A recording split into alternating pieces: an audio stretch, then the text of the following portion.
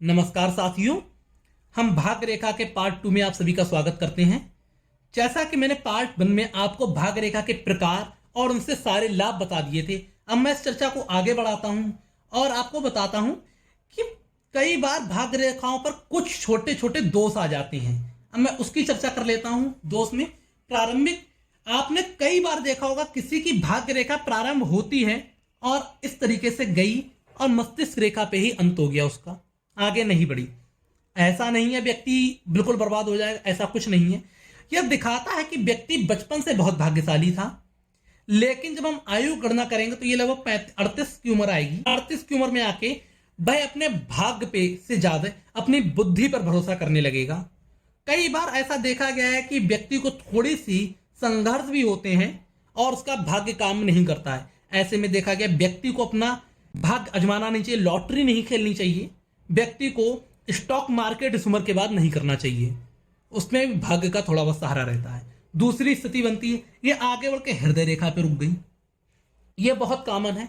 ऐसे में देखा जाएगा आपको कोई अपना व्यक्ति, आपका संबंधी आपको थोड़ी सी क्षति पहुंचाएगा, पार्टनरशिप में धोखा मिल सकता है, या फिर आपको अचानक से कोई ऐसी बीमारी आई जिससे धोखा मिल सकता है। अगर यहाँ पे कोई दीप बन गया है, ऐसे दीप मैंने आपको पहले ही बताया था, इस तरीके से कोई जो चिन्ह बन गया, दीप बन गया है, तब आप देखेंगे उस पर भाग्य रेखा रुकी है, तो आप समझ लीजिए आपको कोई बीमारी हो सकती है या छोटा मोटा एक्सीडेंट हुआ, उसके बाद आप उतनी कार्य कुशल नहीं रहे या जॉब चली जाए, ये उस तरीके का संकेत है। ये ज्यादा बुरा नहीं है, ये ठीक ठाक ही अवस्था है, लेकिन हाँ संघर्ष जरूर बढ़ा देगा।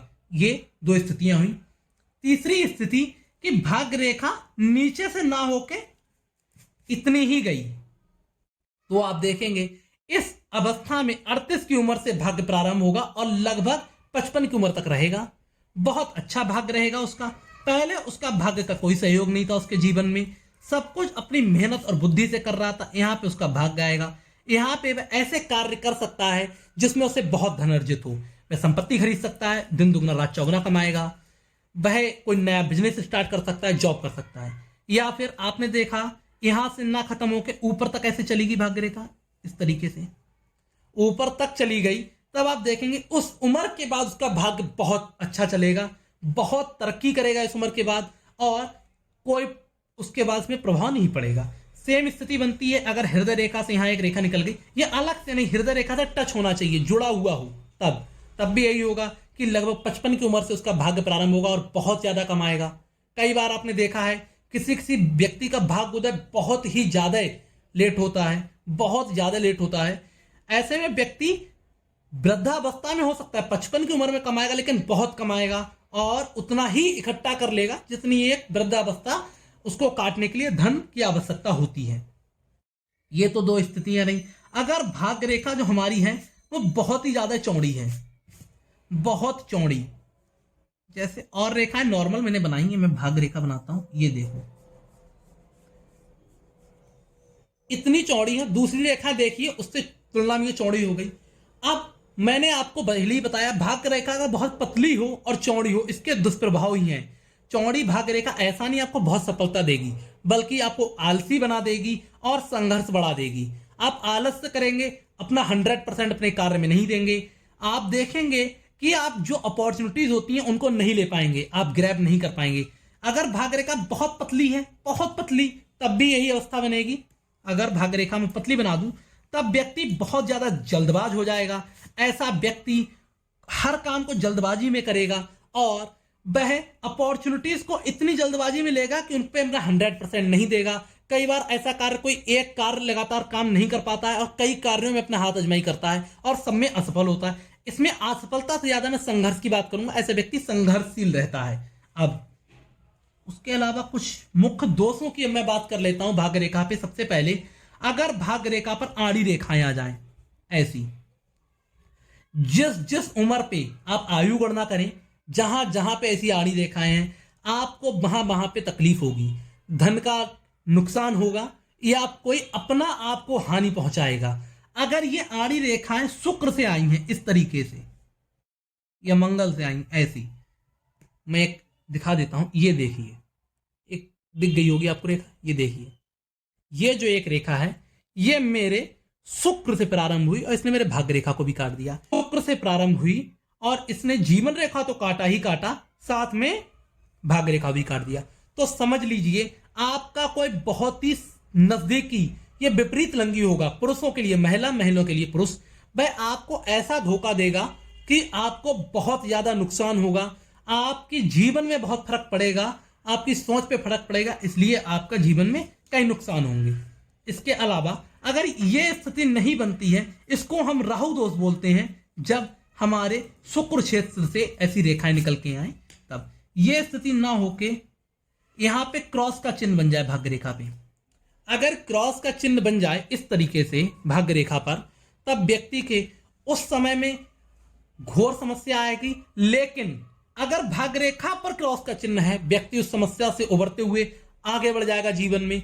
लेकिन अगर भाग्य रेखा के क्रॉस के ऊपर ऐसे एक वर्ग बन गया, ये कई ऐसी खड़ी लकीरें नहीं होनी चाहिए, केवल दो ऐसी रेखाएं खड़ी आए और दो ऊर्ध्व रेखाएं आ जाए, पड़ी आ जाए और दो ऊर्ध्व खड़ी आ जाए, तब व्यक्ति की जो क्रॉस के अंदर समस्याएं हैं पूर्णतः खत्म हो गई हैं। व्यक्ति को कोई नुकसान नहीं होगा, कोई फर्क नहीं पड़ेगा और जैसी उसकी कमाई चल रही थी वैसी ही चलती रहेगी।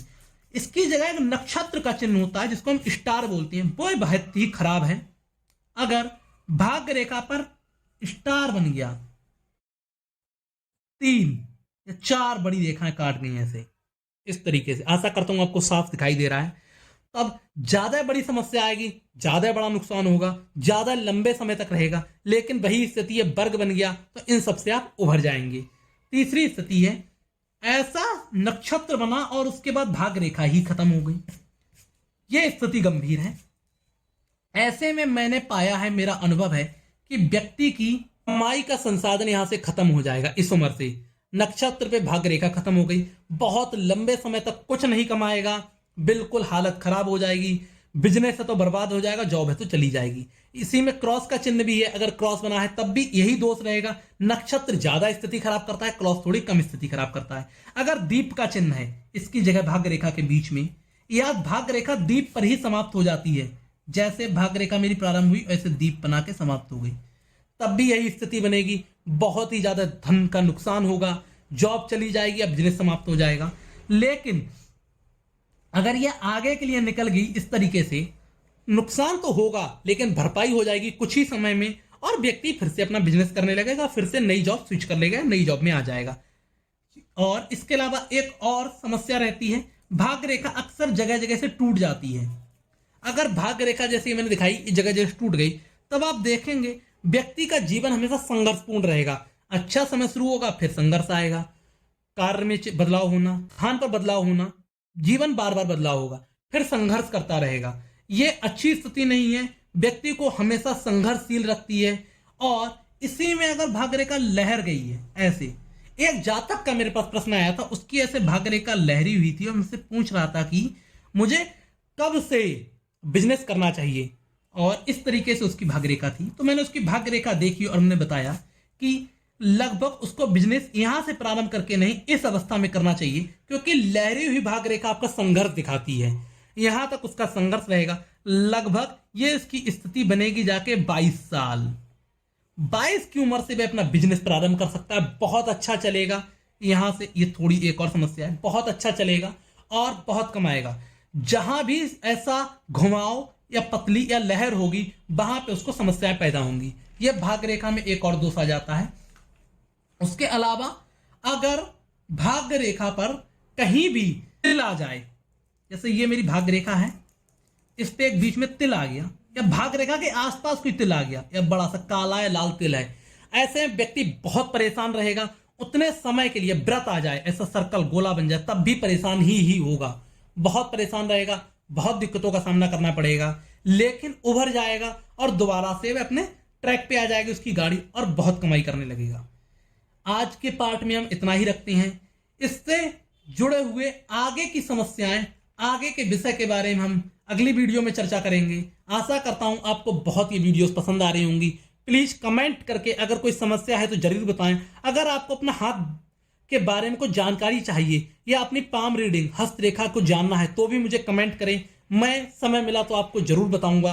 और वीडियो को लाइक जरूर करें और मैं यह भी नोटिस करता हूं कि मेरी वीडियो अगर 100 व्यक्ति देखते हैं तो केवल 1 या 2 ही सब्सक्राइब करते हैं, तो वीडियो को कृपया सब्सक्राइब भी जरूर करें।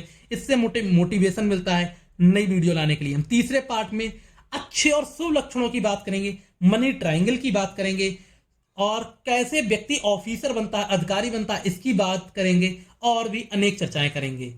धन्यवाद।